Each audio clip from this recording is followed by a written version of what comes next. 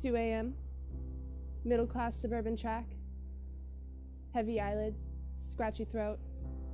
I smell burnt metal through the base of the doorframe and hear muffled sounds through the walls of overly endorphin misfortune, click-clank, 2 spoons. Why must I wake from a nightmare and arrive to another? Locked door, head under covers. Mama, there's a monster living in my brother's bedroom. We didn't see him at first, but he was always there, needing only to be fed once to rise from sleep. My pop-up told me about it, remember? Warning, a family tree with a half glass of whiskey or a pocket full of crazy, so pick your poison, sweetheart, he said. It'll either be your mind or your body. Mama, there's a monster living in my brother's bedroom, and I think he's here to stay, and what are we supposed to say when it looks so much like him? He has us fooled every time before the eye sockets sink in and the fingernails blacken from giving in to temptation, but our eyes stay distracted by our hope. But I guess you can say my side is readjusting. Tired of locking the doors and hitting my knees to the floor to pray for a day that, quite frankly, is never going to happen. I'm tired of trying to convince you that the monster has moved in and that he's sick again, but a stubborn gaze can never fall upon something it refuses to see, Mama. Your protection ceased somewhere along the way. You saved lives your entire career, but why can't you save the one you would give up your own for? And in 15 years, you never once turned the lock on the door from the safety of this block, yet the crime was already living inside. Irony. I'm a writer, Mama. I know it when I see it. Mama, please, hear me. There's a monster living in my brother's bedroom. The smiling face in the gold frames is not the same soul staring back at you anymore. Countless years of court trials, accusations of rape, domestic abuse, overdoses, hospitalizations. Those things sure don't sound like him to anyone that knows him, but holding a gun to a man's head for the $12 in his pocket didn't either. But Lord knows we tried to make the best of it. I remember the stories my pop-pop told me about our great-great-grandfather back home in Ireland who never came back for more. Last seen with a bottle in his hand pressed to his lips, walking away. Maybe he's there. Maybe his soul's somewhere with him. Because Lord knows he is not in this house any longer. Mama, don't you remember? This place was once so good, filled with character and unconventionality, while the best of Elvis Christmas hits crackled low in the background along to warm conversation. But now our 1990s stereo lay untouched in the closet under rehabilitation catalogs.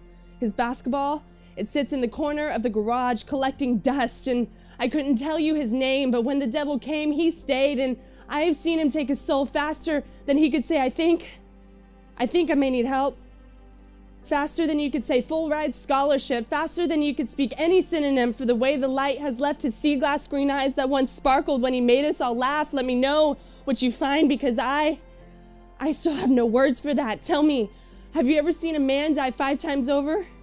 10 times over? 37 times over? I have. Each failed attempt to get sober, another 100 reasons to live inside the memories, because didn't you know that even monsters count their casualties? And I'm sorry for the honesty, but I've carried the broken hearts and body parts of my entire family. The famous sparkle in the eyes of my people has all but dimmed out, and a woman caught me crying in the bathroom at work. She said, honey, you have such a pretty face. What could you possibly have to worry about?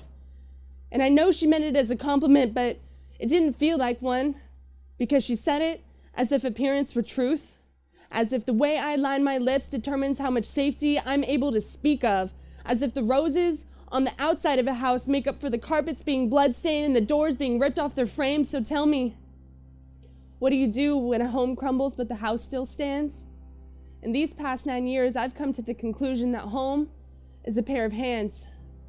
Home is a heartbeat. Home is alive. And what truly makes a home is not the color, size, or price tag of the 4 walls that surround you, but rather the company you keep within them. And Mama, how alive can I ever truly be if I'm loving a room full of ghosts and calling them family?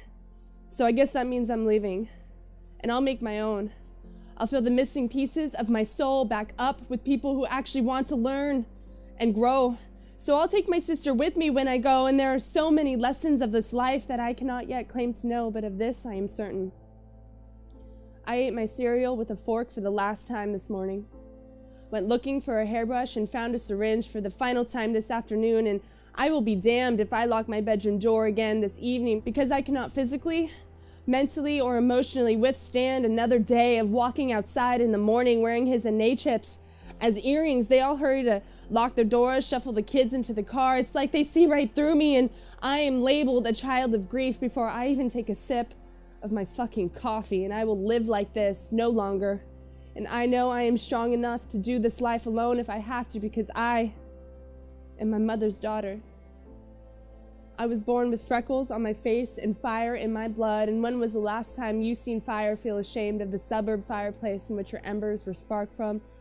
All they will see is how brightly she shines when she burns this whole damn place to the ground. And on my worst days, when the pictures of my family that cover every inch of wall space in my apartment appear more headstone than memory, I'll steady my shaking hands, look myself in the mirror, and say to the reflection staring back at me, "Be gentle with yourself, girl, for this life, it didn't come with instructions, but it does come with poetry."